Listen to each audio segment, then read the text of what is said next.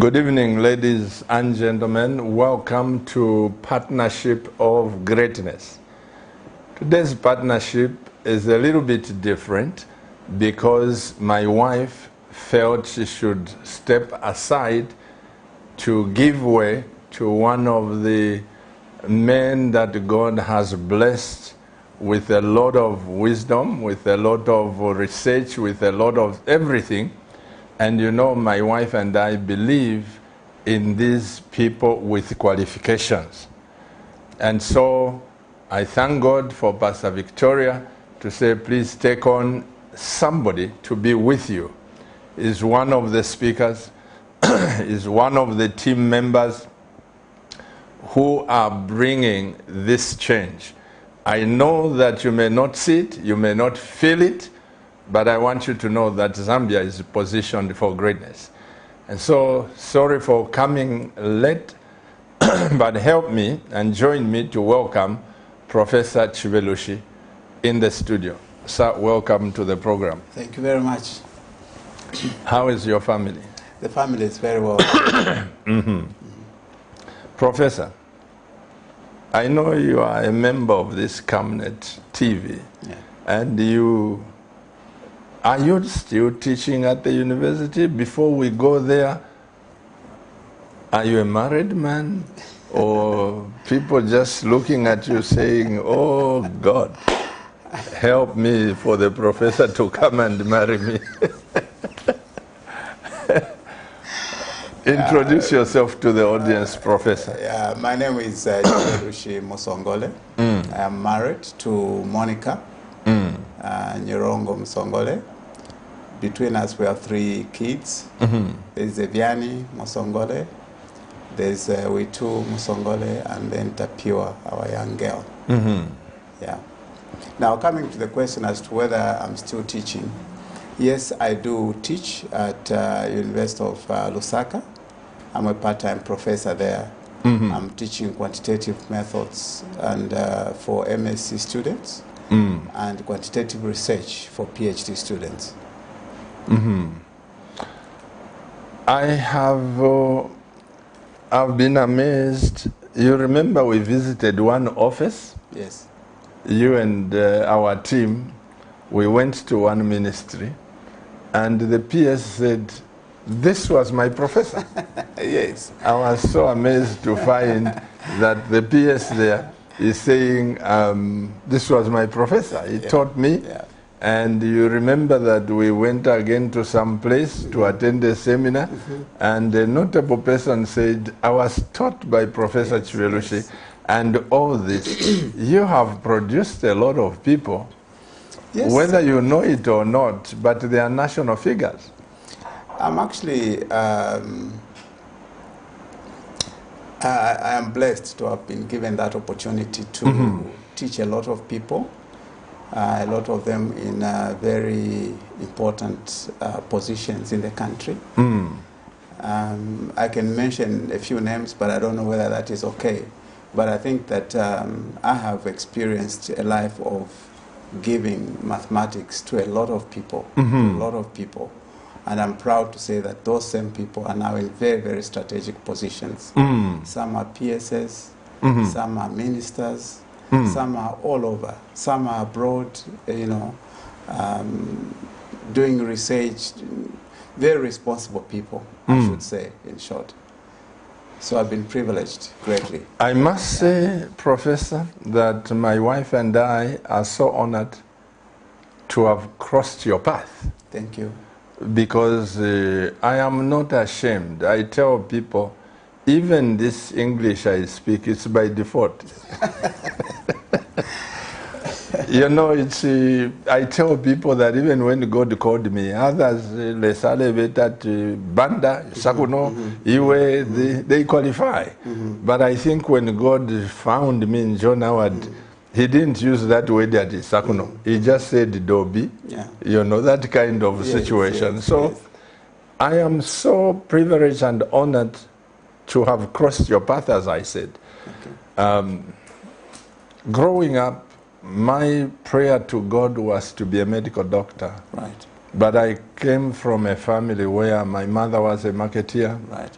Divorced when I was around 10 years there. Right. And life wasn't so easy. Yes. But God in his sovereign mercies shepherded me to become a pastor. Yeah. And I just, even then, I had this feeling within me that I was born for greatness. Indeed. With Indeed. or without medicine, Indeed. I believed that I was born for greatness. Indeed. I've said this, Professor, because I tell people that if I were to be president of Zambia, I have to clarify here, I am not going to be, people may start looking at my tires and what. It's just an example. That if I was to be, I don't think I can fail.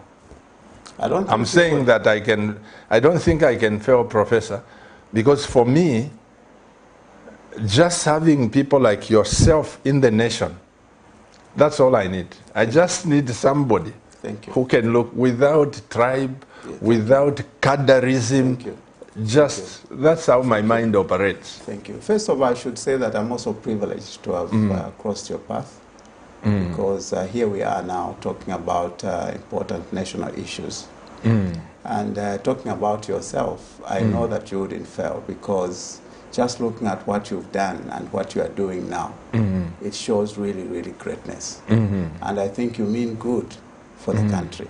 And almost everybody you speak to about yourself, they just urge that you continue doing this great work. Amen. To make as many people as possible benefit from these programs, from the conferences that are coming on, and just the way you put things across that we are born for greatness. Amen. And indeed, Zambia is born for greatness.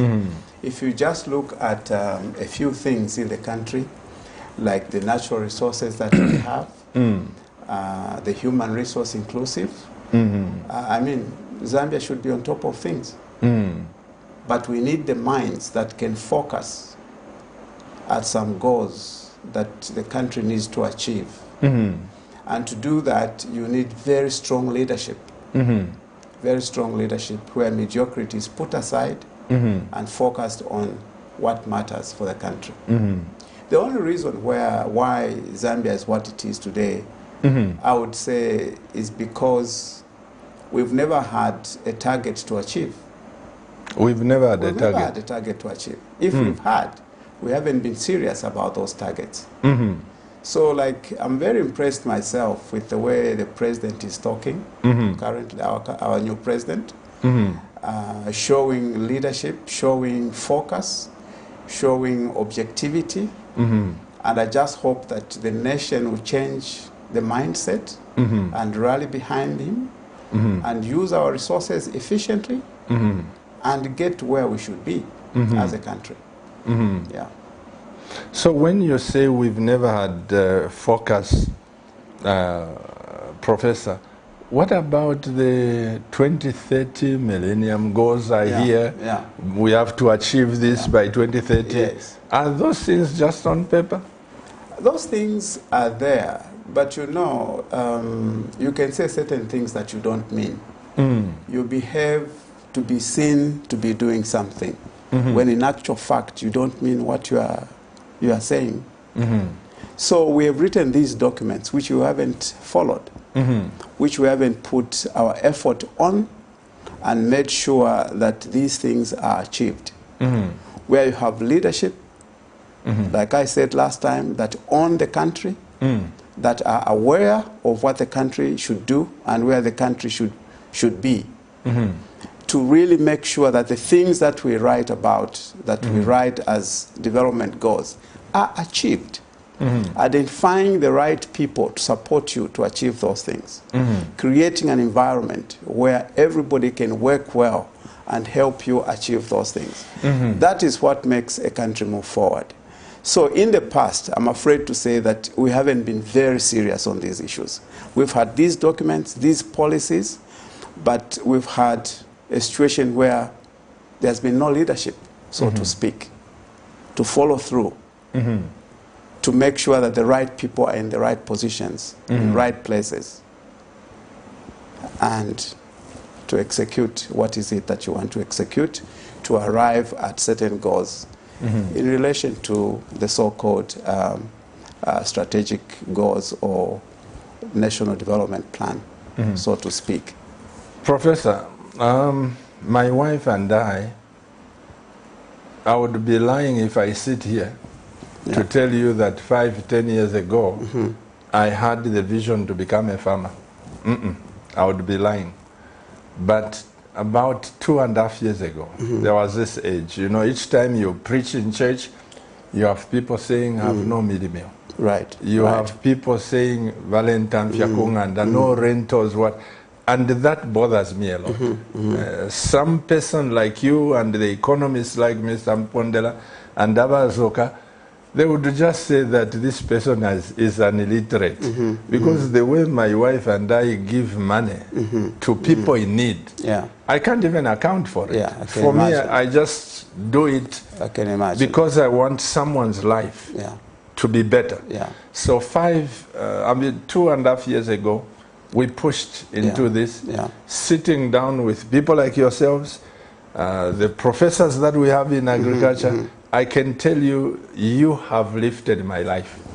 You have lifted my life. Thank you. Thank you.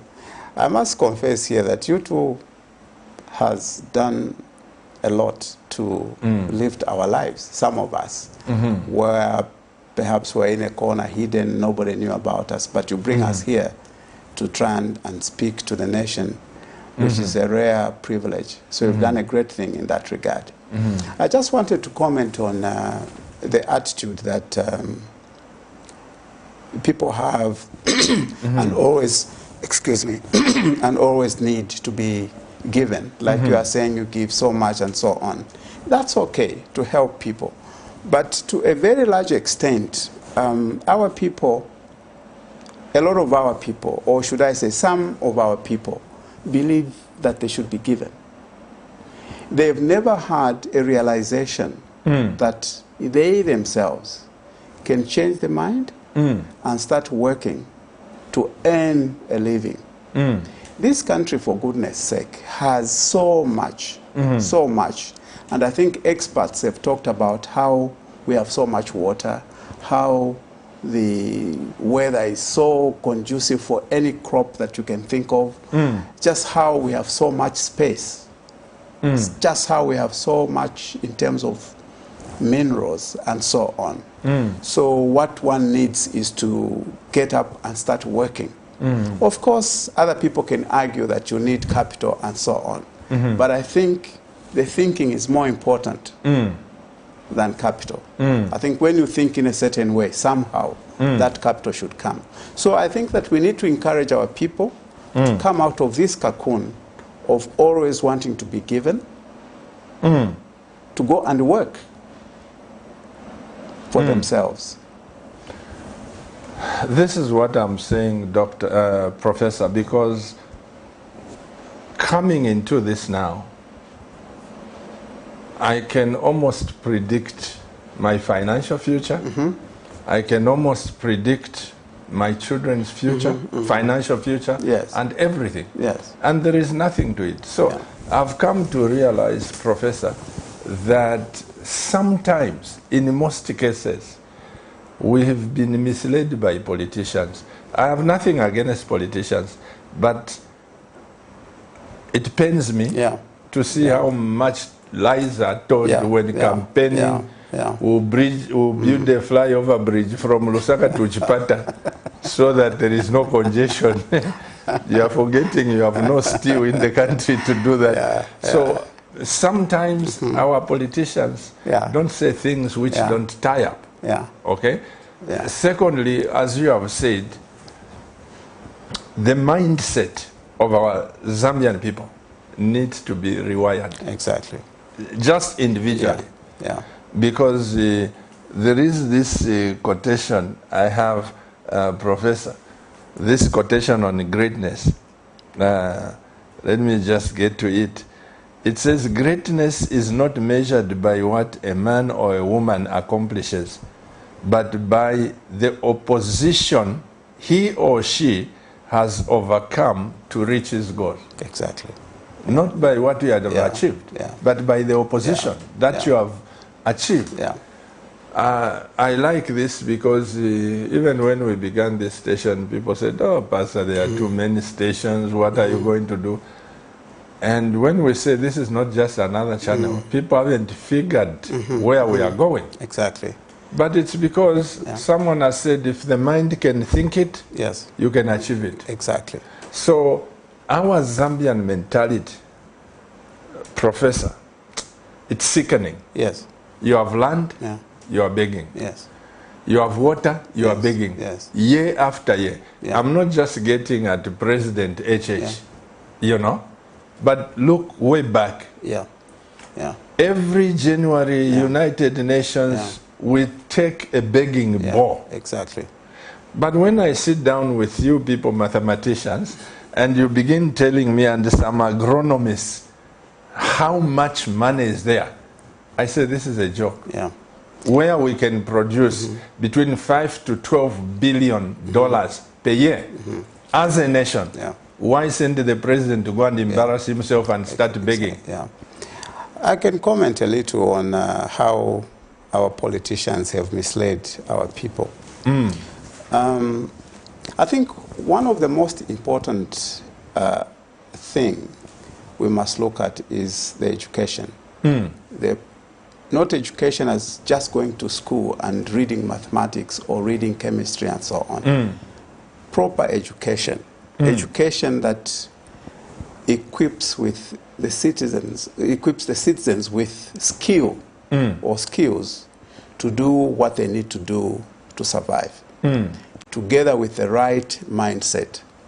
What we've had in the past is a situation where we have politicians who would go to people and tell them lies. And because our people have nothing to depend on, tend to feed on those lies. But what is true is that if you have proper education, it is the politicians that should depend on people. People should work so hard that they succeed, that when a politician comes, he's begging from them. Not the other way around. Absolutely. Because as we've seen in the past where politicians start dishing out money. How do you do that? Where did you get that money from? Did you work for it?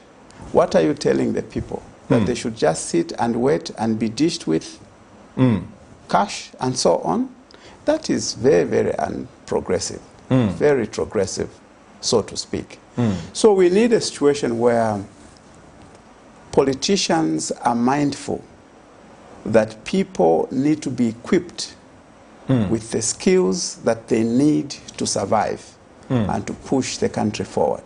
Not to go and tell lies to people because you want to be voted into office. That is wrong. And I hope that we can reach a level where politicians are genuine. They mean well to society. They don't go into office for selfish reasons. So that they'll be there just for service. And then allow the citizens to work. Empower the citizens to work. Empower the citizens to generate wealth for themselves. So once we have such politicians, I think the country can move forward. And I hope that looking at the environment now, we are seeing some change. The language of politicians is not like the old language of always wanting to oppress people, always wanting to give so that people are, blindfolded and not work for themselves. We hope that this can grow big and people can become aware that in fact politicians are just there to give service. We need to work. They need to empower us as citizens. Go to work and develop this country. Professor, on Friday, today is Wednesday. On Friday, we have this cabinet conference talking about agriculture. I'm excited not because my wife and I are hosting this, but I'm excited to have people like you and so many professors and doctors Yes. who are coming to open our minds. Someone has said, if you think education is expensive, try ignorance. Yeah. And when that hit me, Yeah. it's something that I tend to think to myself, why is it that Zambia has failed? Tonight, we sit here, Professor. It was so mind destroying, for lack of better terms. Yeah. You moved my thinking to a level where I started feeling inferior to South Africa and the other countries. I am saying this because, you see, in Zambia, we do things without statistics. Yes. You just get into it randomly. Yes. You go into TV, Yeah. you have no statistics. How many televisions are there? Who is watching what? As long as you have a TV, Yes. to Yes. you, Yes. it's... So that mentality is what has killed the economy of Zambia. Yes. And we lack people like you. When you were talking about all these statistics about Zambia, I thought we were a powerhouse. Would you shed more light on Zambia's agriculture? I know you are not an agronomist. Yeah. I know you are not... You are a mathematician. Yes. Yes. But we do things without information. Yes. And this is why we are not successful. That is true to a very large extent. You know, statistics is a very, very important subject, so to speak. Sometimes it is defined as the science of decision making. Because statistics has tools that can be used to analyze information. First of all, even to collect information, keep that information, that is storage, analyze the information, interpret the information, and make the decision out of that information. That culture in this country is not strong. And that's why you find that a lot of times institutions, including government, may make decisions without considering the information that they have. And therefore that decision may not lead to anywhere, so to speak. So the importance of statistics is that it helps you to understand where you are coming from. It helps you to understand where you are. And it can help you to understand where you're going. If you refer to agriculture, for example, statistics can help you plan agricultural production. It can help you come up with agricultural policies. It can help you understand the impact of that agricultural policy or policies that you've put in place. Statistics can also help you compare your country with other countries in terms of performance. It could be in agriculture or otherwise. Also statistics, for example, in agriculture, it can help you compare how different crops are performing, either depending on weather or temperatures or location and things like that. More importantly, statistics is the backbone of research. So if you have to do research, there's no way you can do that, effective research that is, without statistics, because it helps you interpret results. It helps you understand what is it that is pertaining in a certain situation. So statistics in general is very, very important. Now, I want to digress a little when I speak about statistics.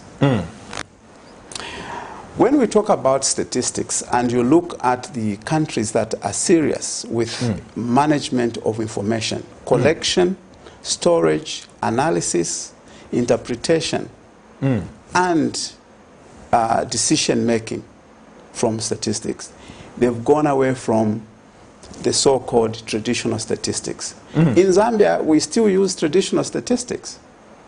And if you go to universities now, they are teaching the statistics that we learned many years back. That's very important. But we need to move forward. A lot of countries now have gone into artificial intelligence. Absolutely. They've gone into machine learning. They've gone into chaos theory. They've gone into neural networks. They've gone into fuzzy logic. They've gone into complexity theory. So if you go around our universities, none of them is in that area. So how are we going to compete? How are we going to understand information at a higher level? How are we going to interpret information at a higher level? How are we going to make decisions? So lacking these subjects in our universities or schools, it means that we'll always remain behind. Take, for example, when you look at your phone, it's called a smartphone. What mathematics are they using there?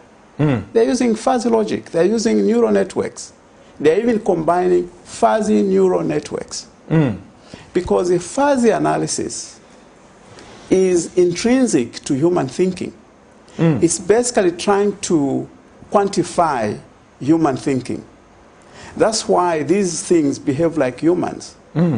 Also trying to make these machines learn. A machine can learn. For example, in your phone, when you type a word, it will learn that this is the word that you use from time to time. When you type it again, even the first 3 letters, that word that you typed, even if it was a wrong word, it will come. Yeah. Because the machine has learned. So we have to go in that direction. In universities, we have to go in that direction. Let's put, okay, we learn the traditional mathematics is the backbone. But we have to go into artificial intelligence, neural networks, machine learning, fuzzy logic, chaos theory, complex, all these things that are making the world tick need to be introduced in our schools. Universities, for example. Because otherwise, we'll always remain behind. The other thing that one can say is that it's very rare that we appreciate research. Again, research is a way of finding how things are evolving, for example, or looking at what certain things entail in the future, or just trying to learn new things so that you enhance your understanding.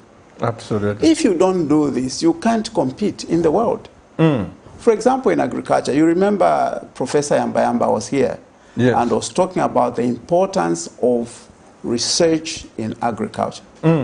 We just have to do that. But this comes with mathematical tools that I've talked about at an enhanced level. Otherwise, our data interpretation will always be inferior if we don't move in the direction of those aspects of mathematics that I've talked about, that the universities now need to take up and teach to our young people these techniques. Professor, it takes me back again to politicians. Yes. Because if there is no political will, no matter what you do, because if the permanent secretary is not interested to change the curriculum, how will you you can't. Bring that? You can't move. Because the same things that we were learning in the 70s when I was at school are the same things people are learning. Now, when you look at how fast technology has moved, I tell a story. When I got to Hong Kong some years back, I carried my iPad, Professor, my iPad. And because I needed the cover for it, for me, I'm not a person who is advanced in technology, and thank God for the level that I know, I still communicate. Correct. But I take this iPad from Zambia, which I thought it was latest. I leave it in the hotel. I was looking for the cover, so I just knew the size. I go around, I find this electronic shop, and they have covers and everything. I said, excuse me, I have got my my iPad. Can you give me that cover? I think it can fit. And the man says, I'd introduced myself as a reverend. He says, oh, Reverend, I think bring the iPad so that we see it. Then we'll give you the right thing. I go back to the hotel. It was just less than 5 minutes from the hotel to the shop. Go up on the 15th floor. I bring this iPad. When I showed the man, a little bit odd, he looked at it and he said, oh my God, and he laughed. He almost fell backwards from his chair, the counter. Then he calls his son and he says, come here. Come here. And he says, hey, would you believe it that in this world some people have got this? I went feeling good. I've got an iPad. Yeah. Then he looks at me. Yeah. He says, Reverend, you can walk through Hong Kong. No one can have this. This is a trophy. What I'll do is pick an iPad here. I'll give it to you at a giveaway price. I want to hold on to this iPad of yours because I know in Hong Kong The trophy. nobody has this. I call my friend from South Korea. We are at Manda Hill. I'm showing him this. This is another story. I'm showing him the cave TV. They were in season at that time. They were just being imported. So I said, Mr. Lee, look at how much does this cave TV cost in South Korea? He says, oh, Pastor Chilova, these I think are made for Africa. You can't find this. We are too advanced. Right. Now, I am saying this, Professor, because technology changes fast. Yes, it does. Every 6 months. It does. If you don't upgrade yourself, you are far much behind. Exactly. And the Zambia, the things that we hold on to, the same iPad we have had in 1970, is the same iPad probably our president is using. It's just an analogy. Yeah. I think that you mentioned a very important point concerning the political will. I think we need to have the right political will in these matters. What is true is that our young people are capable of learning anything. In fact, you can attest to the fact that in our homes, children are the ones that are managing phones, they are managing all electronic gadgets, and so on. They are managing them very well. Give these people an opportunity to invent. Give these people an opportunity to learn artificial intelligence, for example, AI, neural networks. And so they will learn it. They will learn it. And these are the people that can present us in the forefront of knowledge, in research. We have our people here, so we just have to have the political will to introduce these subjects in the universities. Believe me, our young people will be able to learn, and at least they can take us forward. Because if we don't learn artificial intelligence, machine learning, and those other things I mentioned, like, we are behind. We will just remain behind. We'll be going to school. Coming out of school, we find that other people have done other things. As I speak, I had an opportunity to be in China and visited Top Star when I was working at ZPPA. They took me to a room where there were young people employed just to think. Just to think. The whole day they're just thinking, playing with computers, discovering, trying to just think. Yes, just to try and innovate. And they get paid. And yeah. So, are those young people different from ours? No. Not at all. So we have to have that political will to empower our people with the right subjects, to be current with knowledge. To be current with knowledge is very important. What would you say about the CAMNET Agriculture Conference coming in on Friday? Yeah. It's packed with you professors, doctors, and Yeah. scientists Yeah. in this area. Yeah. And somebody said, you know, Pastor Chiluba, we received a message on the Cabinet line that you are bringing people with theories who have no idea of how agriculture moves. What would you say about this? Because my wife and I feel we should give the opportunity to the nation Yeah. so that they can see the other side. Exactly. You mentioned about Professor Yambayamba. Yes. I was so struck that, you know, Pastor, agriculture now is a science. Yes. It's scientific. Yes.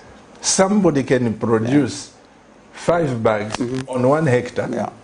And because of the knowledge that now people have, somebody will produce 50 bags Yeah.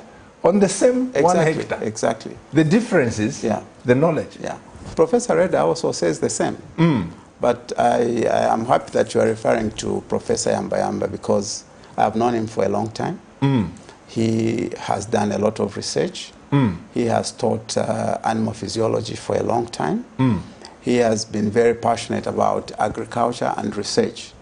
So when you bring people like that to the conference, you only stand to gain. He's not alone. There are other professors. Professor Munkumba, for example. How can you say it's theoretical? You can't say that. These are people with knowledge, with experience, and actually it's a privilege and honor to listen to them. So I would like to urge the people that will come to the conference to look forward to listen to these experts because after the conference you'll have learned so much. You know, the day before yesterday, Professor Reda had gone to Egypt to marry off his son. Okay. He was wedding. Then he flew into Zanzibar. And there he sent me a photo of him and the president of Zanzibar and the son. And another one of the top scientists of Egypt. Right. He was sent to Tanzania and Zanzibar. These are the people, doctor, professor, who have made the genset which is supplying energy to Europe. Right. Without water, without this Caribbean. And I've spoken to that scientist. These are top world-class scientists. Yes. And he said to me, you know, Pastor Chiluba, when we see Zambia going through load shedding and your environment is different from Egypt and all this, and that man, they are turning the economy. Even Professor Reda, he worked under Magufuli in agriculture. They just transformed this nation. Can I comment, yes, Pastor? sir. You know, us Zambians ought to realize that all countries that have succeeded have used experts. They've used experts, people with knowledge, people who are capable of research, people who are capable of understanding the patterns of information and so on, or even predicting to some extent, or even to a large extent. Here, we tend to ignore that aspect, that we need knowledge to move forward.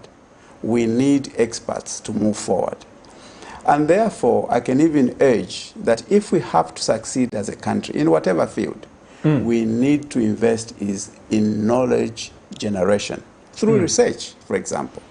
If it's agriculture, we have to go full throttle, support research in agriculture. That's the only way we can move forward. If it is in any field like, what can I say engineering, you have to do research in that area. You have to have engineers who are at the forefront of knowledge. So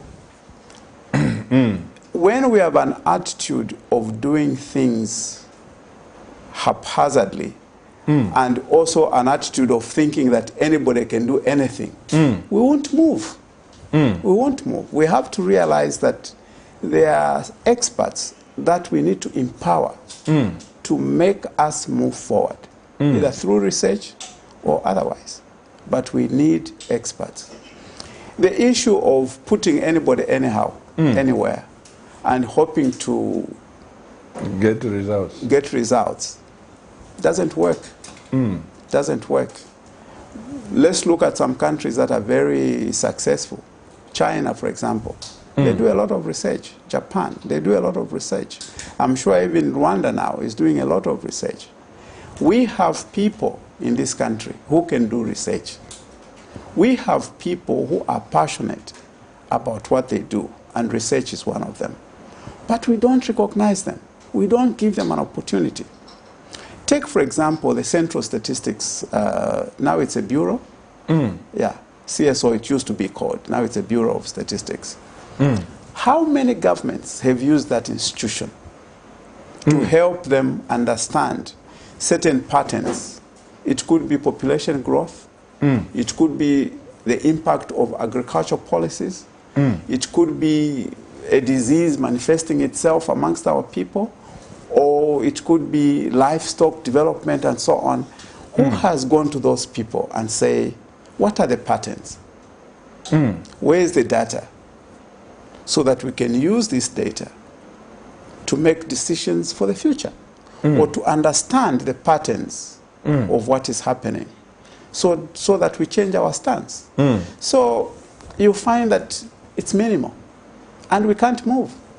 So we need to reorient ourselves. We need to change and put research in the forefront. People who can do research are there. Empower them. The universities, for example. You have to empower the universities. University of Zambia and all other universities, so that they conduct research. By the way, Pastor, if you go to universities abroad, like maybe even in the UK and elsewhere, you find that PhD students are doing real life, are researching on real life problems. PhD students. They have a problem that they're working on.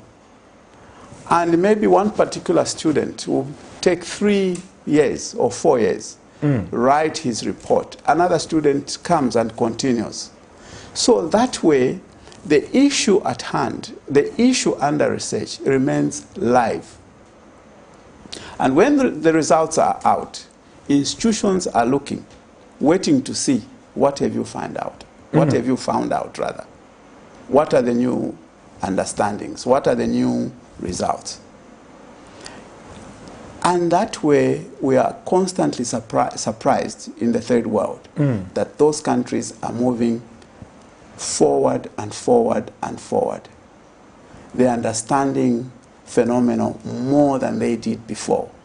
One of the things, Professor, which beats my heart in my quest to get close to you people, I've just discovered that actually South African government, they use more research in agriculture, and some of the people who are involved in that are Zambians. Yes. And when I got to the US, we were told a story that touches my heart. There's a professor, I need to get the institution where this man is. He's in charge of 150 scientists, and that man is a Zambian. Yes. And America, in some cases, it's doing what it's doing, and the people don't know that is a Zambian behind it. Yes. Anthony, who is coming, who will be one of the speakers, Professor, is in charge of 4 states, including Washington. Is a man that imports vegetables and fruits for America. And he's a Zambian. And Zambia doesn't know that. I can tell you another person. There's Professor Kelly Chibale at University of Cape Town. I think last year he was voted by one of the magazines as one of the, amongst the 50s, one of the 50 most influential people in the world. Really? Yes, Professor Kelly Chibale. He was the first African to host the, is it the World Health? WHO? Yeah, World Health Organization. World Health Organization Malaria Fund. For the first time, was hosted by University of Cape Town under Kelly Chibale. When you go to his labs, they are big. He's got students from all over the world doing research under him. So those are the people. Those are the people. They are Zambians. But because in South Africa, they have taken research very seriously, a person like that can't come here He has to be there. Imagine we created that environment in this country of supporting research. All our people are doing great things out there would be here. They would be here. And some of us who just sit. And the government doesn't recognize. Wake up and start thinking to provide a solution. So are you saying, Professor, that in a small way, CAMNET is on the right path? It is very much. It's very, very much on the right path because it's making people aware that there are these things that are going on and we can find solutions to these things. It's doing a great job. Someone sent me a message and said, you know, Pastor, they're going to attend on Zoom, saying that that kind of conference you are hosting with these professors and doctors here in America, you would not attend it for less than $3,000 to attend such a conference. Maybe because America appreciates knowledge. Because here, even the $750 per day, people are saying, Pastor, this is expensive. Why don't you bring it to us? No, that person was very right. You know, knowledge is power and it's not cheap. But I can imagine you are doing this to benefit the country. And the people that are coming have to appreciate that fact. It is very true that when you are giving knowledge, it's very expensive because it changes your life. When you learn something, you change your life. And there's no price to that. So when you are charging 750 kwacha, you are basically, it's just to help you organize this. Otherwise, if you really wanted to price it, it is true that, like the person from America was saying, that very few would afford. But I understand your point. You want to help. Your objective is not to create profits or anything at all, but to try and help and make as many people as possible, our people, access the knowledge that is going to be disseminated. My prophet, Professor, as God keeps my wife and I alive, I want to come and stand here on CAMNET TV and tell the people that with my God-given hands, I've banked $1 million without DEC following me or coming to search my house. You know, just that, I think I'm preoccupied. Now, in going up like this, we want as many Zambians. You have no idea, Professor, what CAMNET is doing. People who come here, if a lady tells you and say, I have a farm there, I've bought a vehicle because of CAMNET TV. The money I'm getting, I never thought I would get it. You know, that just excites my heart. I think that CAMNET TV is doing a great job, no doubt about it. And we can only urge you to continue. And perhaps sometimes or in later, you may introduce other programs. But so far, so good. The first time I appeared on, what program was that? National Matters. National Matters. Do you know that I was called from Malawi? Oh, really? Yes, they told me that they watched me there because I've got some students who are here now, they live in Malawi. So it's a network that is really, really disseminating information to all corners of the world, or maybe all corners of the continent. And that's very important. And the information you are giving out there is useful. For example, when you discuss agriculture, when you discuss national matters, for example, those are very important and empowering issues to our citizens. Now, Professor, before we go on break, please bring us to speed in your field. You are not an agronomist. Bring us to speed. Where does Zambia stand in terms of statistics when it comes to crops or things for Zambia to export and what? Because the pain, Professor, is this. The more I get deeper into this, somebody wonderfully just came and said, Pastor Chilova, do you know that cotton, certain companies won't allow Zambians to grow cotton? Do you know the value? And when they started unpacking what you get from cotton, right from cotton itself, from the stem, the leaves, and they said they will not allow Zambians to get involved in cotton, but they will push you to maize, because that is what you understand. Yeah, as far as, I'll come to that a little later, as far as statistics are concerned on crop production or agriculture in general, we are very behind as a country. You just need to Google world statistics and go to agriculture. You see that almost on all major crops, Zambia is at the bottom. Really? When you come to livestock, you also see that Zambia is at the bottom. In certain crops, we don't even participate. And yet those same crops are high value and are grown in conditions exactly like ours. So we are very behind. That in itself could be a great opportunity to realize that in fact we're behind and we should do something to really, really improve and compete on the world market. Now when it comes to what you said, like these people growing cotton, and I think the bottom line is that as Zambians, like I said, we don't like researching. We don't want to acquire knowledge about something. If I know I have knowledge about cotton, no matter what you say, I'll grow it. I'll grow it. I'll have the knowledge, the expertise to do it. The other thing is that, you know, in this country, interest rates have been very, very high. So you find that an ordinary Zambian cannot go and borrow to do business because the interest rates are forbidding. And even when we talk about economic development, like the president has been talking, they must focus on reducing interest rates.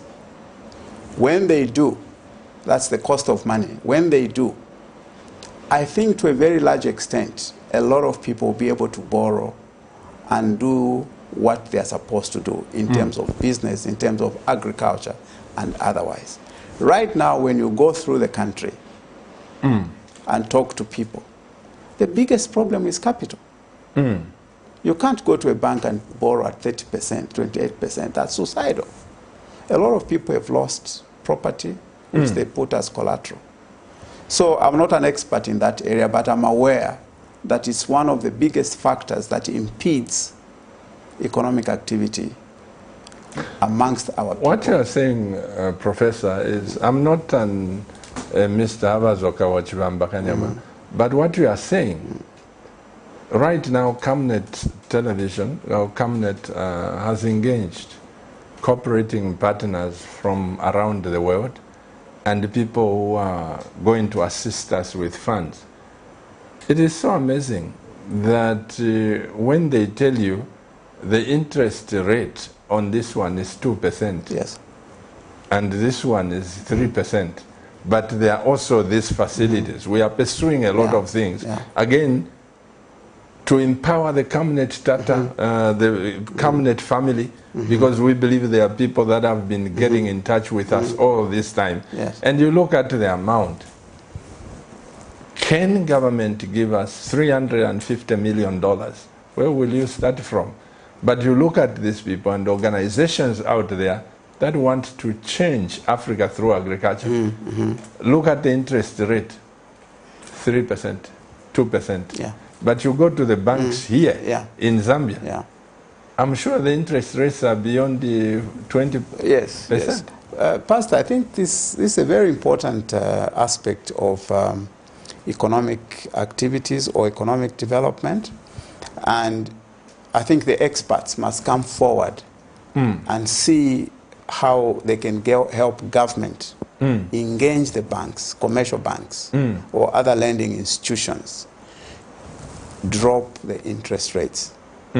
You will not talk about development if the interest rates are up there. Because people will not borrow. People will not borrow. So let's urge government and those institutions that are responsible to try and see how they can discuss with the banks and bring interest rates low, make interest down rather, and make interest rates affordable, make the money affordable. Money should be affordable if at all we are going to do anything in this country. Money has to be affordable. I've got a lot of examples of people who have projects. They can't move because they can't borrow. And these are viable projects. One has even wondered sometimes when experts from the banks go to these projects, they look, I don't know what they look for. A viable project will be classified as not viable. I guess they have reasons why they do that. But the bottom line is that let us reduce the interest rates. But those reasons, Professor, my wife and I appeared in court 3 times for borrowing the money to build the church and this Cabinet TV station. They said this can't work. Right. They disqualified this project completely. And I appeared in court. And thank God for God used, I'm forever grateful. My children who grew up in this church, Shalom buses. They had to bail my wife and I out because they were coming to repossess the church, repossess Cabinet, repossess everything. Now, here we are. This is the same project they said it can't work. Exactly. But it's working. You know, Pastor, I think the banks need to develop new thinking. They have to start looking at things differently. One tends to even think that maybe they're a cartel, you know, where they've put interest rates up there. They've identified the customers, people who they can lend money to, and I think that must change. Let's support all viable projects. We can only do that if we bring interest rates down. And the banks have got a new thinking, a new way of looking at the so-called proposals or projects or economic activities that need support. We have to have that. One of the things that I'm sure you as professors will be talking about, we've just discovered through Cabinet consultations, all this, Professor, that actually a person who has land has got money. And we've never looked at land, traditional or title land. We don't know that is a lot of money. And these are some of the things that the conference will be digging into. That's why, Pastor, I'm urging the banks to start thinking differently. They must start looking at things differently to help us, to help our people engage in business, engage in economic activities. They have to think differently. Not the way they've always thought, jumping when they see KCM coming into their office. If you go there with a project which they've never heard of, they have no time to listen to you. They have no time for innovative ideas. So how can you move forward? They have to start thinking differently. And I think the authorities and institutions responsible over banks must compel them to start thinking differently, to support economic activity in the country. One way is just reduce, make sure that our interest rates are affordable. Professor, I said give us some statistics or something, but as we go, I want you to give us, open our eyes in this area, because I can tell you, I don't need to be a mathematician like yourself to know that Zambia is underperforming. In terms of agriculture and many sectors, we are underperforming. I say to the people I deal with, Professor, that if this nation had to be given a chance by its nationals, not foreigners, sorry, I'm not biased, but you know, when I have money, I'll bank it here. I have no time to go looking for accounts, Mauritius. Suppose NAFO, and no one knows that account. So a genuine patriotic Zambian will bank the money here. So if the government supports the efforts of us nationals, Professor, I can tell you, this country, we cannot be talking about Rwanda. Because Rwanda is smaller. Yes. compared to Zambia. By far. And By far. the natural resources that we have, one that doesn't have. Yeah. So I am just praying that people like you, when I knock at the door with my wife to say, Professor, please come, don't get tired of us. No, no, no. I've found a lot of value in you people. The education that God enabled you to acquire, it is just enormous. Thank you. Thank you. I have to say that this country supported some of us. I mean, I went to school free of charge. And we look for opportunities to give back to society. We really do, because you can't put a price on how much we have been elevated in terms of education, in terms of knowledge, and in terms of living a life. So we ought to give back, and we ought to be given these opportunities to give back. I sit at home. I don't go to teach. Only University of Lusaka will say, oh, come and teach, and that's twice a year now. And Cabinet TV. And Cabinet TV. Cabinet TV. Yeah. And I'm just praying, Professor, because the President HH, which people don't know, and his dear wife, the First Lady, they watch this station passionately. And I get reports, we chat, and all this. That's good. But I'm just praying that even now, President HH is watching. Yes. So that he can be assisted to make better choices, that there is a Professor Musongole somewhere, you know, without tribalism, just say, Pastor Chua, give me the number for that man. I'll gladly forward it, you know. In fact, if he remembers, I was with him in Birmingham when he was doing his MBA. Oh, really? Yeah, we used to listen to country music together. Yeah. Can you imagine? Yes, yes. And now you sit here as a professor and the nation doesn't know. But, I must say that I've started the institution that I talked to you about, the Center for Mathematics Excellence. This is for, basically the basic idea is to demystify mathematics. Because as you know, a lot of people are terrified when they encounter mathematics. And one of them is Pastor here. Okay. I used to think that all mathematics teachers are witches or Satanists. And yet mathematics is just a language. Really? So if you can just learn that language, and at the same time, it's a very, very important subject in the sense that it supports research, it supports all other sciences. And a country without people who have done math may not really move forward. And you are convinced, Professor, because even last time you said here, you are convinced that nobody should fail mathematics. No, no. It's just a language. Including myself. Exactly. You can learn it. You can learn it. You just have to remove the phobia. You have to start at the right point or right level.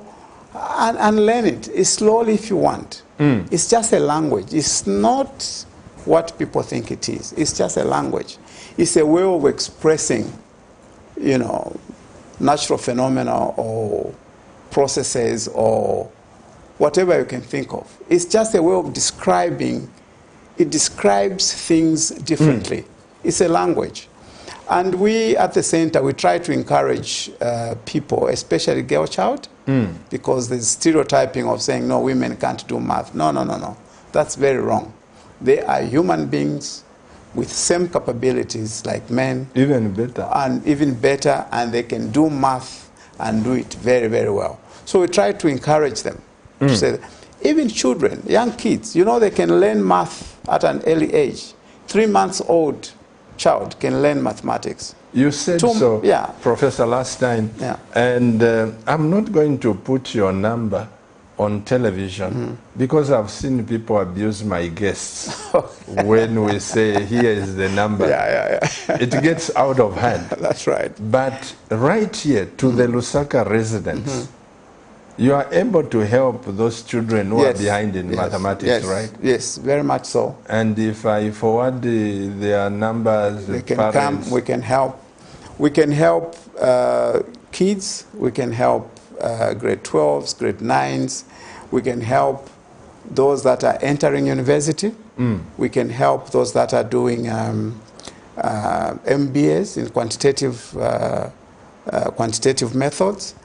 We can help people who are doing PhD research to understand statistical tools that they can use to analyze their data. In future, or even now, we'll be helping institutions to collect, store, analyze, and interpret their data, and help them to have skills that can predict, from their data, they can predict the future, which we call predictive analytics. So all these things are in every field. Yes, yes. As you know, let me just tease you a little. Do you know there are two types of data? There's what we call qualitative data and quantitative data. And a lot of people, when they have qualitative data, they don't think that they can apply statistical tools. And yet they can. Because qualitative data, what is qualitative data? Is when you label things using words, like type of car, type of hair, or just some label. We can quantify those and use statistical tools to analyze. Quantitative data is numeric, and that's straightforward. You can use the available statistical tools or mathematical tools. So almost any type of data can be analyzed using statistical tools and maybe identify patterns in those data or predict the future from those data. So those can be done. And the Center for Mathematics Excellence is trying to develop skills to start assisting people in this regard. What would you say for this Friday conference? I know you are speaking there. What would you say to the Zambians? Your word of encouragement. Yeah, they have an opportunity to come and gain knowledge on agriculture. They have an opportunity to come and meet experts in the fields in their respective fields. They have an opportunity to change their lives by listening to the people that will be speaking. So I can only encourage them to come forward. 750 is nothing compared to what they will gain and how, and create a possibility of changing their lives now and forever. Amen. From this particular conference. So I just urge them to come forward. Well, dear Camnet TV viewers, my guest is Professor Chiberushi Musongole, one of the notable names in here, and I must say that it is an amazing, amazing opportunity that these people have given us. And when I tell people that Professor Munkumba's just retired, and he spent more time in the air than on the ground. Even now he has retired, but he's teaching the world on this same Zoom. He continues. Amazing person, Professor Reda, a man that Brazil appreciated so much in agriculture. A man who would tell you how to speak to plants. The first time we met, my wife and I is saying, Pastor Chuba, come. Like tomorrow, on Thursday, there's a group of people that are coming. We are meeting at 9 o'clock here at church. And we are heading to where Professor Reda is. When he starts telling you that you can tell the plants what they want. Plants have feelings. Plants have this. He put it in a scientific way. But when I was growing up, I remember Bafiashi, ngabale mpele pushi kubyara, so first by pusha iwe ulasunda. Awe we tafiaka kule iwe ulasunda. That was their scientific knowledge of saying to left if you push if sumomu and what. But it's amazing how the privilege that I have with my wife to host you people. Yeah. I'm so grateful. Mr. Director, please give us the advert about those that need land, those that please get land. And if you have land, don't sell it. As a Zambian, I can tell you where we are going. This is why people like Professor Chiberushie will tell you that Zambians lack data. They lack what? The same land you may sell today for 5,000 kwacha. Tomorrow, I promise you, it will go for $50,000. Very correct. Yeah. Tomorrow, yeah, it will go for $50,000. Yeah. And give us the advert about the conference. It starts this Friday, the day after tomorrow. And tomorrow we are driving. If you have your own vehicle, you want to join us, and you are a participant in this conference, at 9 o'clock, we will be driving to Lusaka West to go and meet Professor Data, Professor Reda, where he's going to give us practical lessons. Yeah. You will never forget that experience. Yeah. Mr. Director will hear from you after these two adverts. Immediately put the phone numbers and let the people chat with us. Remember, you were born for greatness. Africa is rising to a new dawn of integrity and accountability. Are you tired of being swindled or buying fake or illegal properties? Would you like to sell or buy genuine property? Would you like to list your property on both local and international market? Don't waste your time. Call the professionals, the SGK Properties, on +260 762 166 018. SGK Properties. Your business assurance is our priority.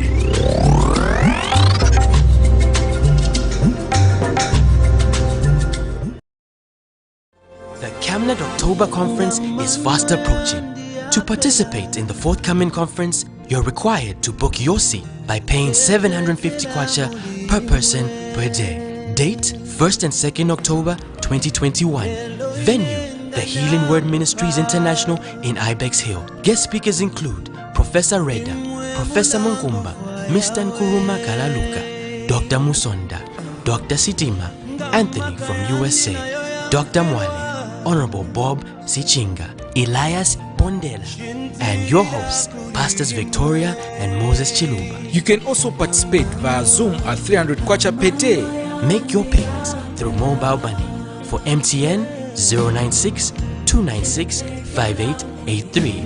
For Airtel, 097 975 3010. Our banking details are 913 000 182 5325. Stanbic Bank, Kablonga Branch. For those living abroad, make payments via Wild Remit. The deadline for payments will be 28 September 2021. Any late payment made after 28 September will attract a penalty fee of 200 kwacha per person.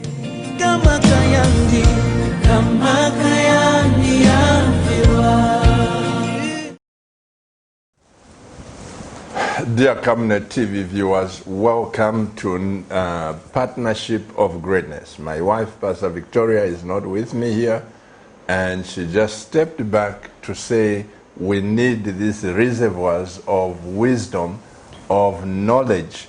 And so I am with Professor Chiberushie here. Ask him any question that you feel like asking him. These are qualified professional people. He has taught so many permanent secretaries, so many ministers. Just like Professor Munkumba, when you mention, they will say, you know, he was my lecturer. You go to this. Right. This is one person that President Yoweri Museveni, he used to, even now, Professor Munkumba would be teaching and Museveni is seated here. Wow. And he sends me the photos. You know the nation, they don't know what we have in this nation, Professor. I'm telling you, when people look at you, they just think, he's Professor Chiberushie, I know him. Tutongola bonse mbalala, not knowing that they are throwing away their future actually. And I am just hoping that God may give us the grace to change history. I want to ask a question, Professor. How long do you think it would take us to change the history of this nation? Yeah. In terms of illiteracy, Yeah. let me call it this way, because this nation, it is so much behind. When I say illiteracy, I'm not talking about people who have been to school. No, I'm talking about the mindset. Yes, yes. How long do you think it would change? It will take us to change this nation? Yeah, it's very difficult to put a date as to when this country can change and start moving forward at a pace that is favorable. But what is important is to identify what we need to do. Before you go further, Professor, we've got a caller there. Hello, good evening. Good evening. Okay, yes. Continue, Professor. We need to identify what is important. We need to identify the priority areas and focus on those. Invest in those. Knowing very well that if we do the right thing, we will come out of this quagmire that we are in. Let's pick up this caller. Hello? Hello? Good evening, sir. Good evening. What's your name and where are you calling us from, sir? My name is Karamata Patson, calling you from Chambeshi, Copperbelt. Patson. Yes. Patson who? Kalamata. Kalamata. Please go ahead and speak to the nation. I'm privileged to speak to the pastor today. Yes, sir. Because I've been trying when we had, last week when we had Dr. Skinner. Yes, sir. I'm an agriculturist by profession. Are you serious? But one thing I'm disturbed in my own country. Yes, sir. Up to now, Babata, to ensure to produce to maximize production on 1 hectare. On 1 hectare? Maize production. Yes, sir. I've done a lot of research. I would say the statistics from Northwestern Province, from Copperbelt Province, we have done below 5 tons per hectare. Which to extent? Because in Ulster, with this modern technology, with this improvement on the genetics on the seeds and whatever, we were supposed to produce, or who was supposed to be producing about 9 hectares per hectare. 9? Apatwakulalo pasta bali program twala kwata pa Friday. It is very important. But even na temwa kweba ila bamuli ikare bamuli 3-4 days. No, put it like a program for maybe 3 weeks, 4 weeks, so that abantu nga batubakoke information. They are able to absorb, okay? Because tatuwa bachimochinde mcharo, webatina mtu ekintu bachitei nono. We want to maximize production of maize in our country. Because look at physics. Yata mtile muli bakaunda. Na nombo to wakomupe. The other factor, Professor, you're going to agree with me. The other factor, we are not investing too much on research, statistics. Get what you're going to. We are dishing out fertilizers to common farmers.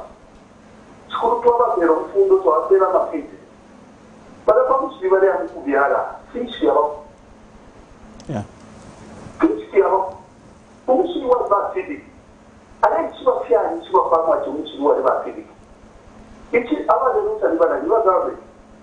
Because they were fertilizer. Government, they are funding the production cost, not realizing or not trying to investigate to show you some farming. People you are here at Karamata. I am Kubika Peru. That's where we need to work on Ngabashima people, where they to lastly, but faster. Better need to not that in program, look at the cost, look at what. No. God has given us, open up your eyes, pray to God. Each time we stand is the moment to Aquareta, go home to Aquareta, and then Yanga, Ichakuya. Let's go back. Nishta, our life is rough in the middle. But it's them swimming. Alibadisha, Nani, Mana. But they are the promised land. Atlantia are full of money, and look. Mushi. So, Bapa Stachiva. Even some Tele Calanta, Michimona. To take a shape of that, because he wants you to achieve something great. Thank you. Good night. Bakalamata. Hello? Oh, he has already put it down. Bakalamata, please do me a favor. Send me your phone number and just send me a text. You say I'm Mr. Patson Kalamata from Chambeshi. Send it to 0962965883. Your brains, your qualifications will not go to the ground. This is what Cabinet is all about. Professor, your comment on what he has said. He's very right. And I think that a lot of people have alluded to the fact that we don't maximize production on a hectare. You remember Professor Ambayamba mentioned this. Many people have said this. And the bottom line is research, like he has said. We need to involve ourselves in research so that we can maximize production of any crop at all per hectare. The other thing that is right about is where, for example, when people are planting, they just go to a place and they start planting. They don't know what is in the soil. So we should encourage our people to bring experts and do soil testing so that they can exactly tell you what is lacking or what is in that soil and what that soil can support or what crop that soil can support. It's very, very important. To take where you want to put something, you take the soil, you call the experts. They call the experts. From University of Zambia or Mount Makulu Research. Yes, they come and analyze. If you don't know how to collect, because there's a way they collect the soil, you can ask them to come. They will sample correctly and analyze the soil, give you a report. That report will inform you of what crop you can efficiently grow on that piece of land. See, this is why I love you people with your qualification, because lesa umwale tupara ngawalo shaferandi wamona tinkabika po onion yako nangu nkabika po mbalala. So we have this tendency of trusting the soil, but in fact certain crops cannot be supported by certain types of soils. And my wife is listening. She has to know that before we start out. And this year I'm getting into agriculture, that's Professor. Very good. That's very good. Just this October. Watch me. But like again, it takes us back to the expenses. Yes. Because when you go to Mount Makulu or University of Zambia to say, come and get samples of my soil, it's not cheap. They are not coming there for prayers. You have to pay. You have to pay, but it's worth the price because then you'll be informed in terms of what you can grow there, what you need to add to support your crop. It's like the example of a boho, Professor. Variaba isamukuimba mabohos.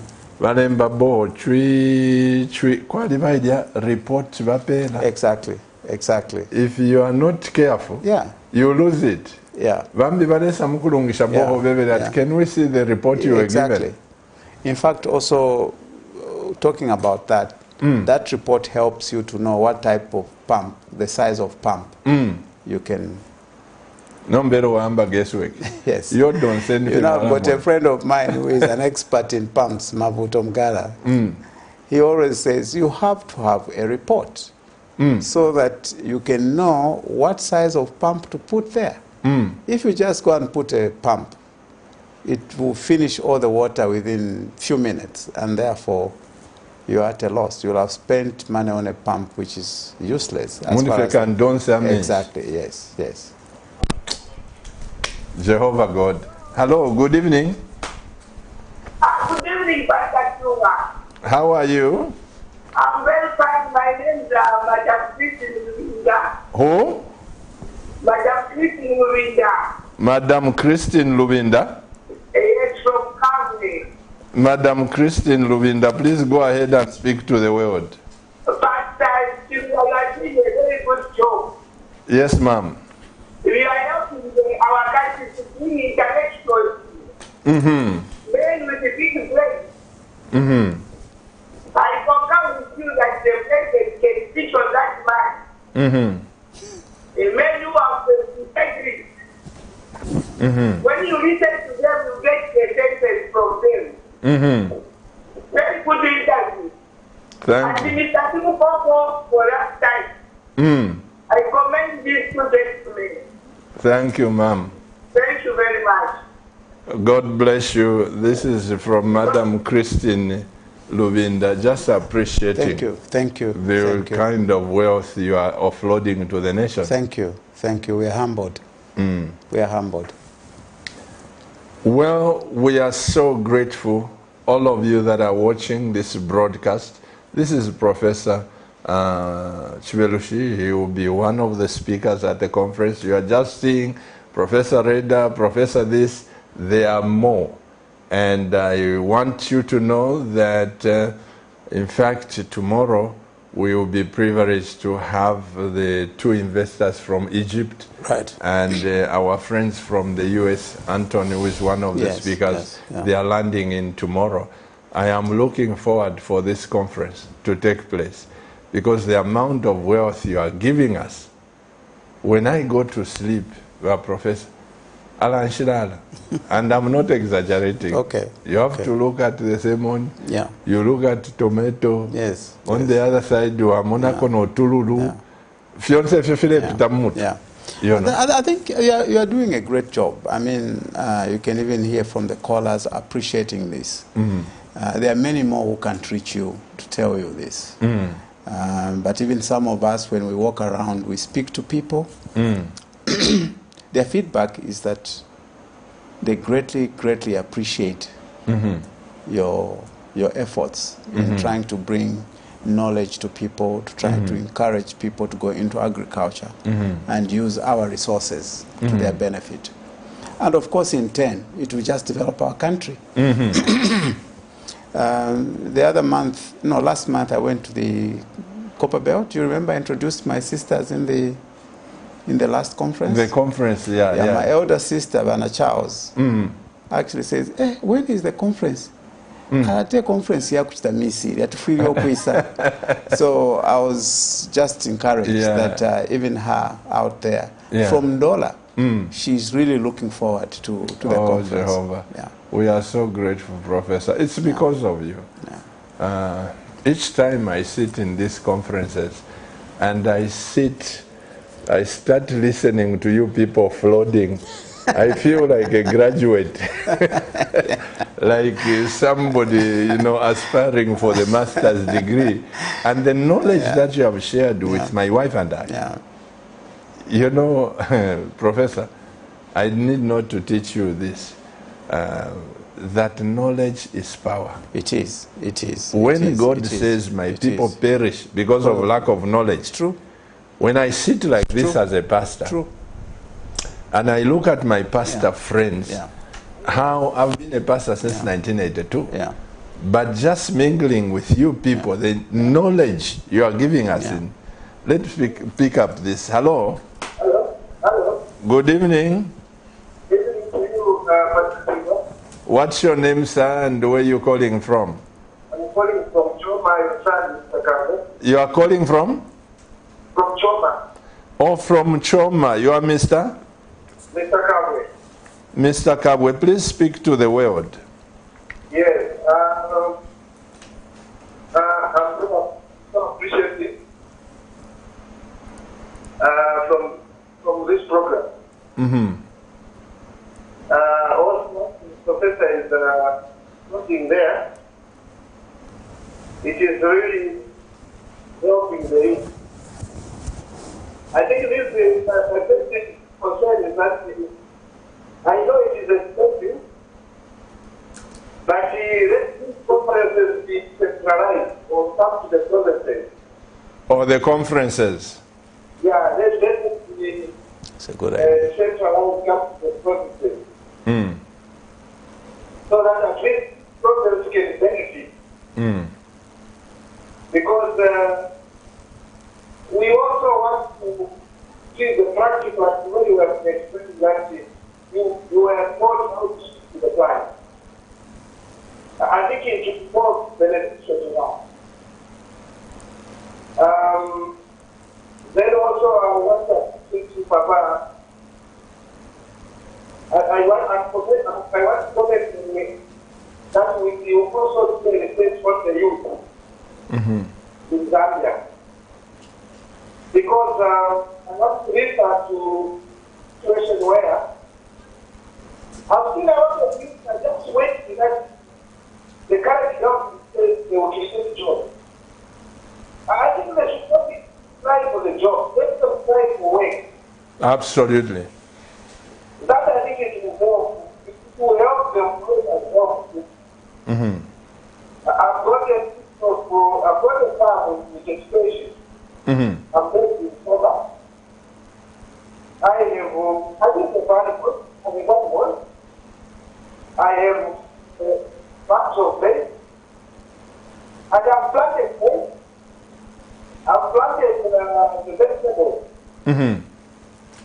So, what we're talking about accommodate is the reality. It's not that the mindset, like you are asking the question, say, how long can it take? That's my main concern. I want the that the most exciting because you're very much you got to tell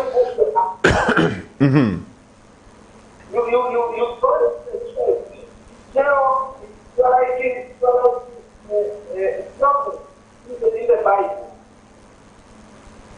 You are very straight, attentive to tell a person who live it, but it's not the fact. I want to thank that God to see you and this time for me, according to Thomas and brother. Mr. Kawa, you were born for greatness. Never forget that. Thank you, sir. Professor, I know you can comment on this. I think his passion also is for the youths. Yes. That most of the boys and girls, Nangwale Kukopa Belt University, Lusaka University, they are just looking for jobs which are not there. His passion is, let them start working. Exactly.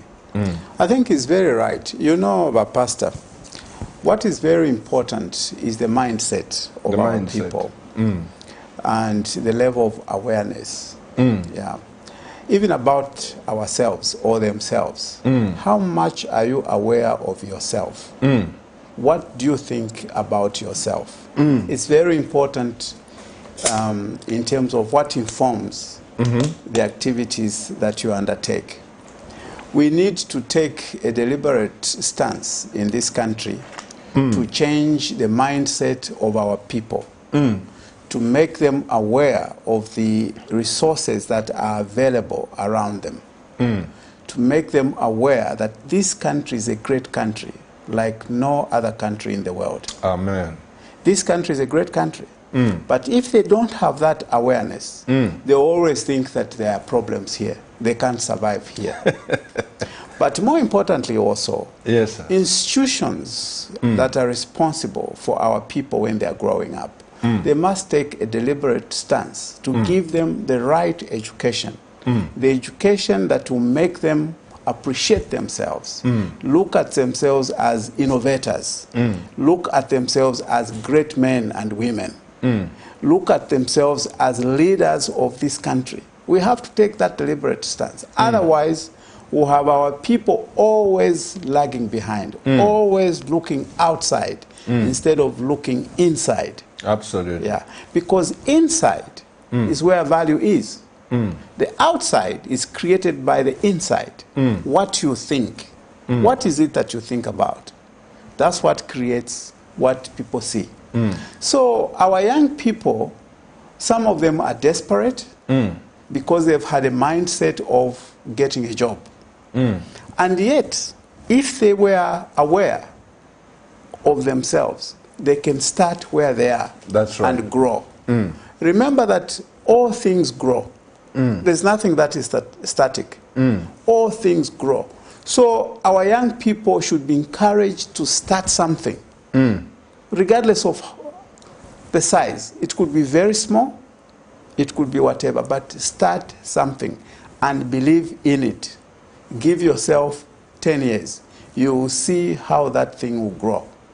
But at the same time, Pastor, if you don't think about anything, still more than 10 years will pass. You are just blank. Yeah, you are just blank. And a lot of us have experienced that, where 10 years we thought, no. It has passed. It has passed. Now, yeah. So let us encourage our young people, not like he was saying, not look for jobs. What is it that you can do yourself? This country is your country. Please have that ownership of this country. The resources in this country are our resources. This is the only country we have. We can't succeed elsewhere. We can only succeed here. We can go and succeed somewhere else, but the greatest opportunity to succeed is right here in our own country. The resources are there. Think about it. What is it that you want to achieve in 10 years? There are people who have succeeded, and we know their stories, Pastor, who had nothing. Absolutely. They slept under a tree, but today they are billionaires.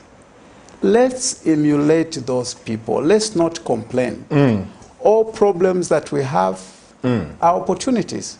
Absolutely. Ella Simpondela himself told me one time and said, boy, the solution to any problem is embedded in that same problem.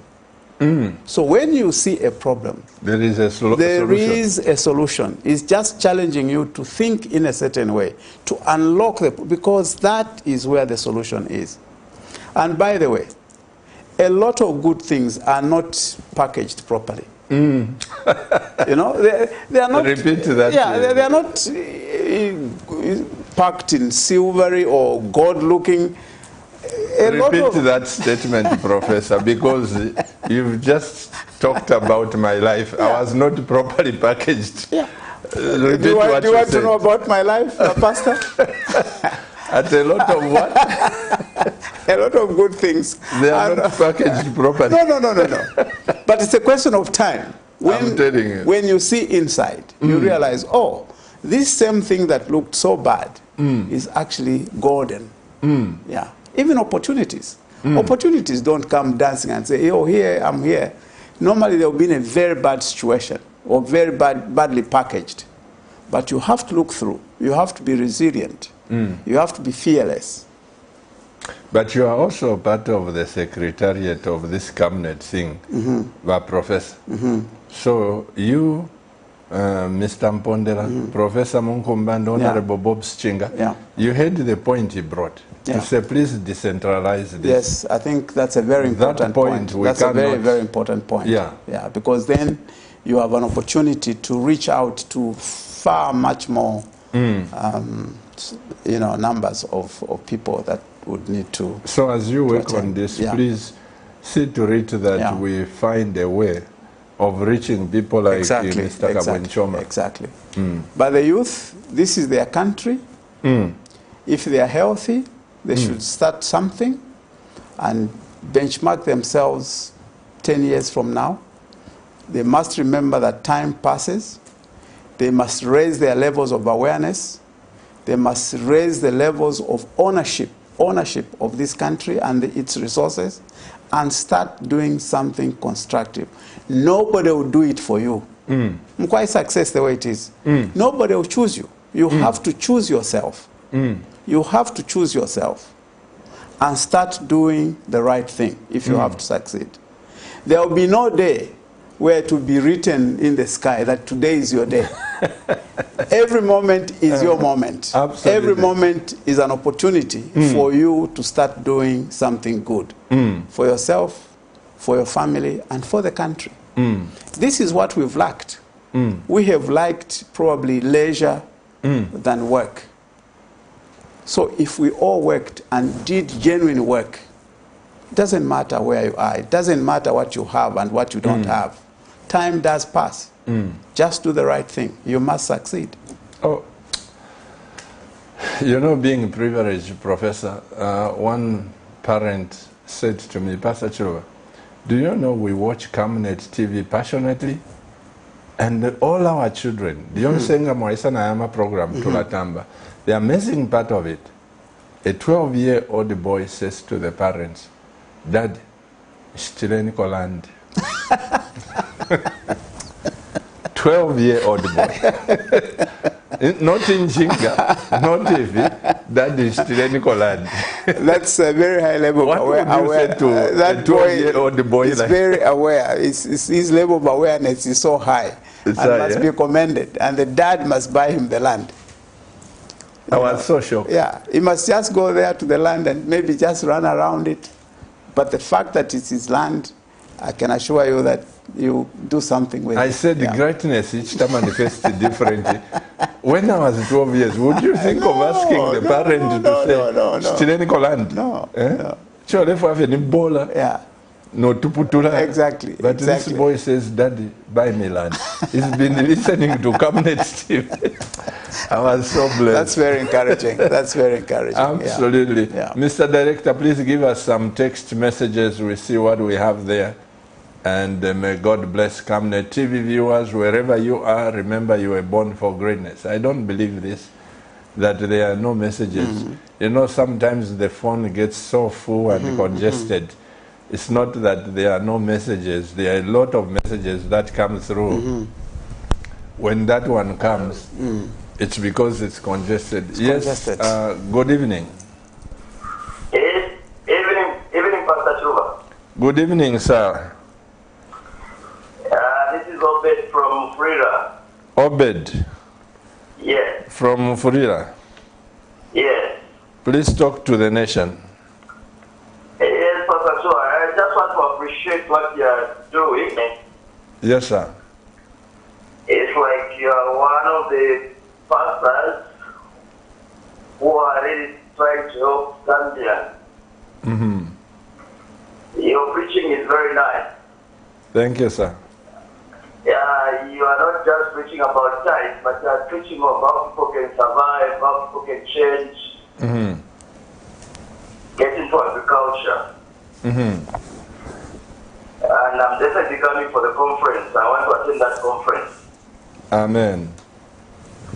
Yeah, but there are other issues on agriculture. I've already started doing agriculture, but I can see that we are not very much helped by the government on the basics.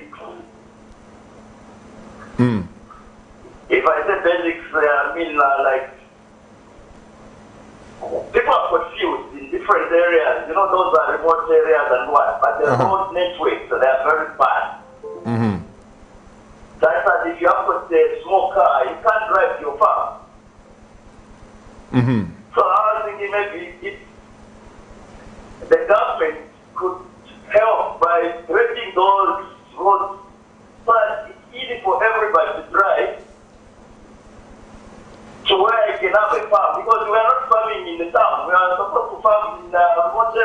Now, if you look at the roads, people can't manage. Even if you are based, how are you going to carry your things?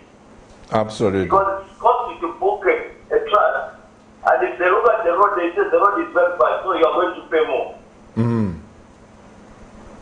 So instead of maybe concentrating on dishing out the drives, they should work on the basics. Little things which will hinder people from going to the field. Will hinder people from growing more food. You know, even if I grow 10 hectares, how am I going to guide it? How am I going to manage to get the farm every day? You can't. So, will you please continue with your good work? We really appreciate what you are doing. Thank you, sir. If so many churches were doing like that, Zambia could change in a very few years. Amen. Yes. Thank you so much. Thank you, Pastor. Bless you. Professor. Yeah. Thank you. Goodbye. Bye-bye. Obed brings the issue of road network to say if you have 15, 20 kilometers from Lusaka CBD, you cannot bring your produce here if the road is not there. Yeah, that's very true. I think that the road network is very important, and the people that are responsible for making sure that, you know, the roads are done should be done. However, I have to say this, and probably very unpopular statement. You know, if you are determined to succeed in an area, you cannot give excuses of this and that. Sure. You can't. And to a very large extent, he has a valid point. I'm not disputing his point. But by and large, us Zambians always want to blame somebody for our failure. We always want to say government should do this, government should do this, and government should do this for me so that I can. But for those that are really, really determined to succeed, remind you, first and foremost, you are succeeding for yourself. You are not succeeding for government. For the government, yeah. So it doesn't matter what obstacles are there. You work very hard through those obstacles and make sure that you succeed. I'm not saying that government should not do the roads and help where it can. But I'm saying we must remove that mentality of always wanting to be helped before we can succeed. We must be convinced that we want to succeed. And therefore, no obstacle can stand in our way. After all the obstacles, if they are taken as an opportunity, there's no problem. The problem is, each time we see an obstacle, we go down and say, oh, I can't.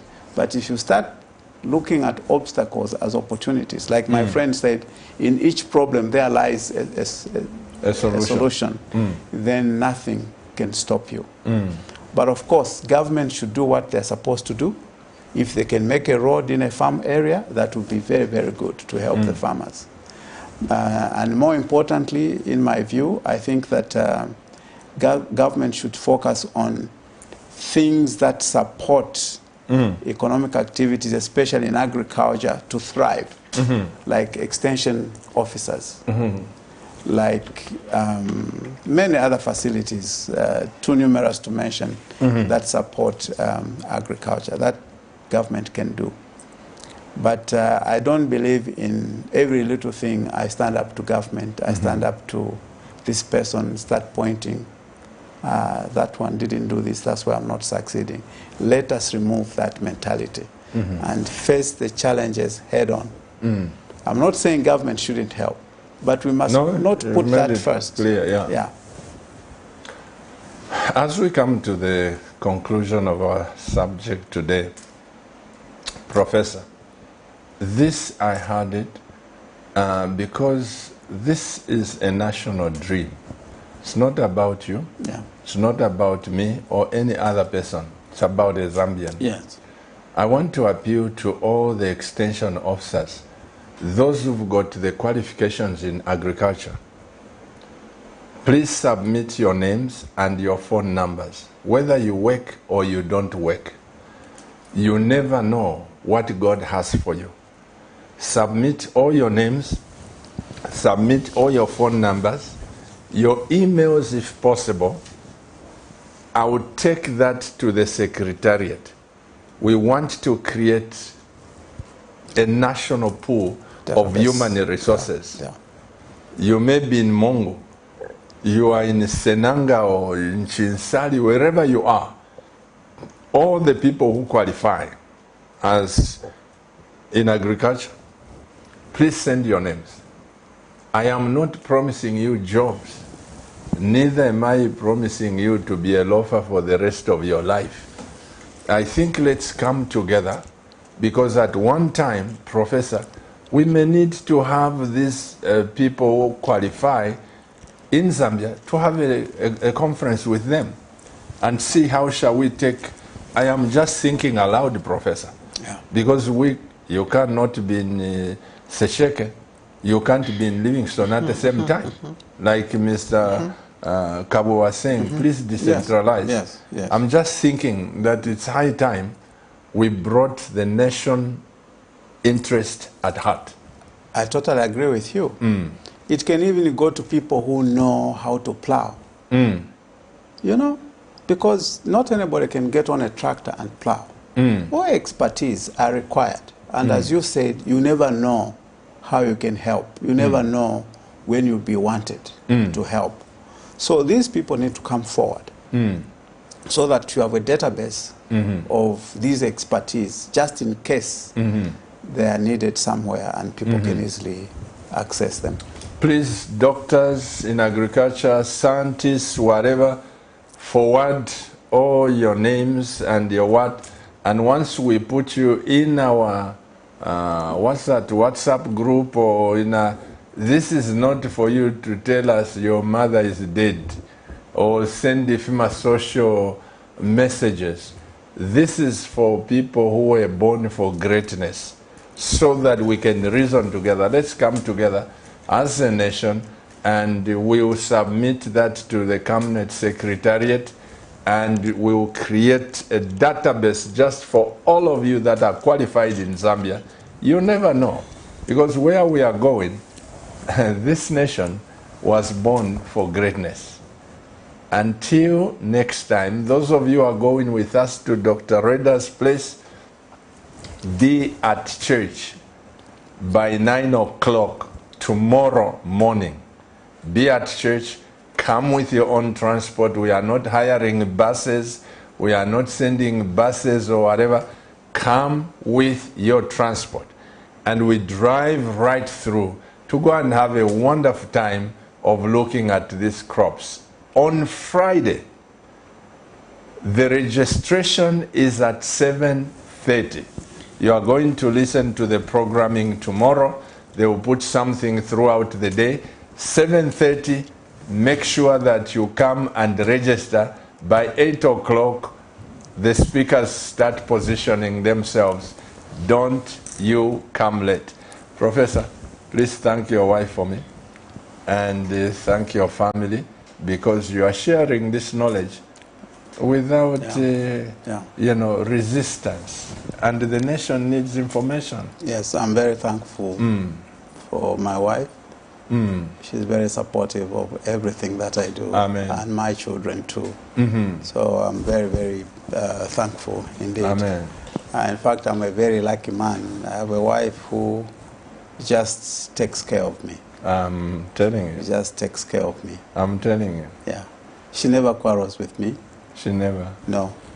I saw the time I came to pick you up when we were driving. Where were we going? We're going to Professor Reda's. Professor Reda's. And she says, no, Pastor Chilu, I'm ready to take my husband. I said, no. We'll go. She's very supportive. Amazing. Very, very supportive. May the Lord bless you. Yeah. Well, dear Cabinet TV viewers, as I always say, on behalf of my wife, Pastor Victoria Chiluba, on behalf of the church leadership that, you know, my wife and I have been pastoring, on behalf of you, Cabinet TV viewers, and the technical people who work late hours, 24/7 on duty, and on behalf of the team that we are working with, the Cabinet management team, I want you to know that Zambia will never be the same. Until we meet tomorrow at the same time, 2045, to hear the progress. You never know what is coming. Keep watching Camnet TV. And remember, Camnet TV is not just another channel. Bye-bye.